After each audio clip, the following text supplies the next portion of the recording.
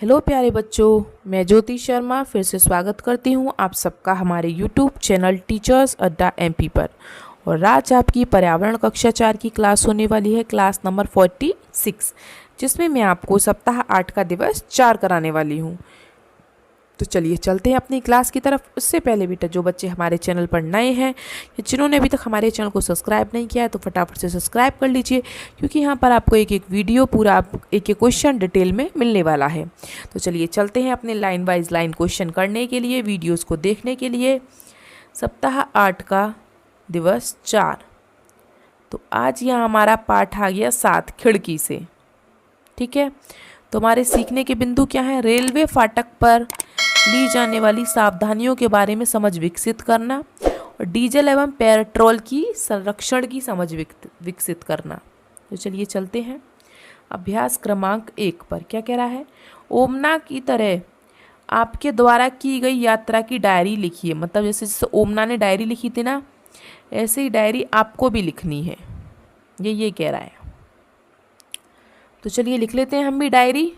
कैसे लिखेंगे? अपनी यात्रा के बारे में, मतलब जैसे आप कहीं गए हो तो उसके बारे में लिख लीजिए आप। जैसे मैं एक बार अपने माता पिता के साथ नानी के यहाँ गए, गर्मी की छुट्टी घूमने गए थे, हमने वहाँ क्या क्या देखा, इन सब के बारे में। चलिए मैं भी लिख देती हूँ थोड़ा सा आपके लिए। जैसे एक बार मैं अपने माता पिता के साथ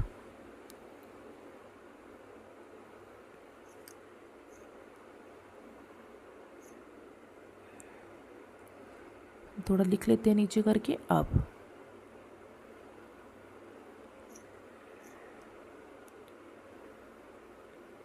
एक बार मैं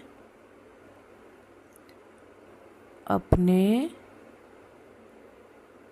माता पिता के साथ नानी के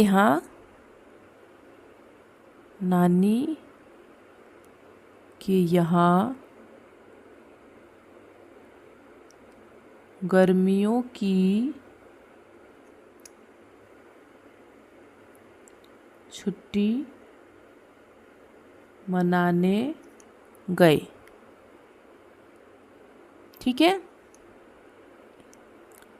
वहाँ मामा जी हमें खेत दिखाने ले गए।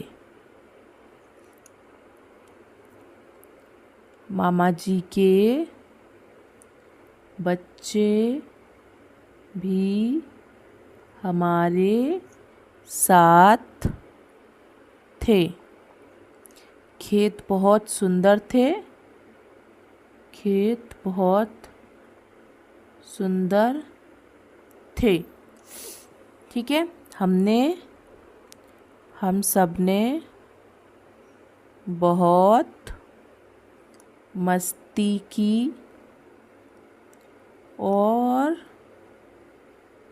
शाम को घर वापस आ गए। कुछ दिन रुककर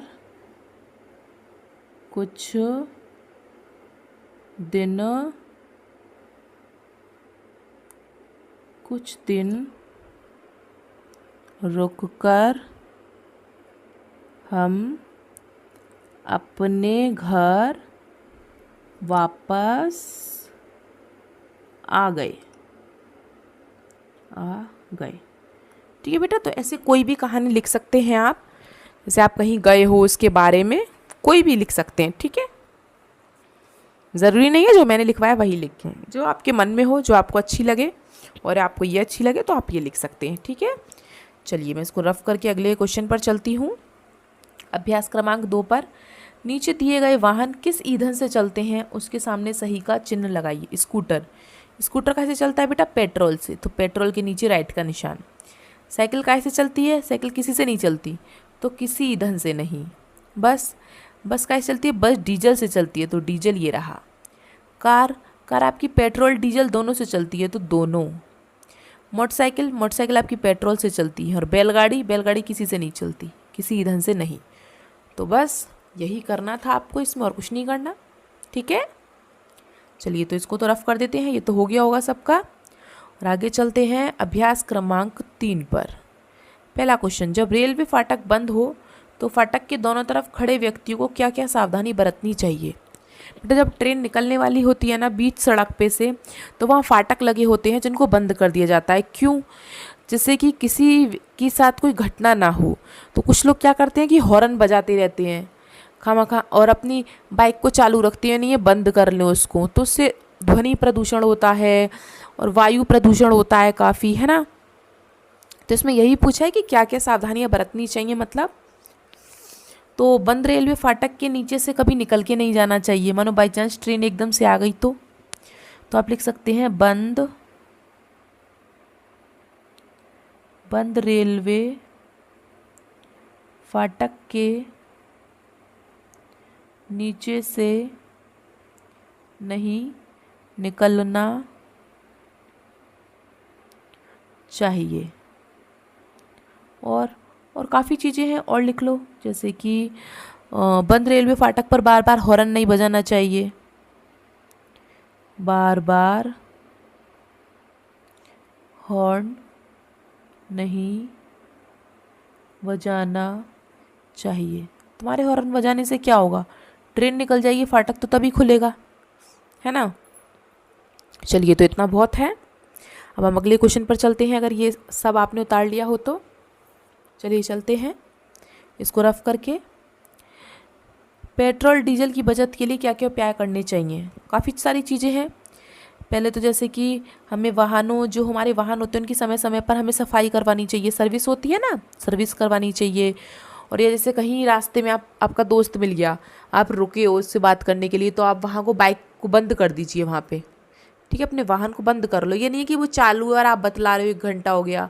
या सिग्नल पर सिग्नल आता है तो वहाँ पर कुछ लोग क्या करते हैं, चालू रखते हैं अपने वाहन को, कि जिससे कि जैसे सिग्नल हटेगा हम भाग लेंगे। अरे 1 मिनट भी नहीं लगती चालू करने में, है ना। तो जैसे हम लिख सकते हैं सिग्नल पर वाहन का इंजन बंद कर देना चाहिए। सिग्नल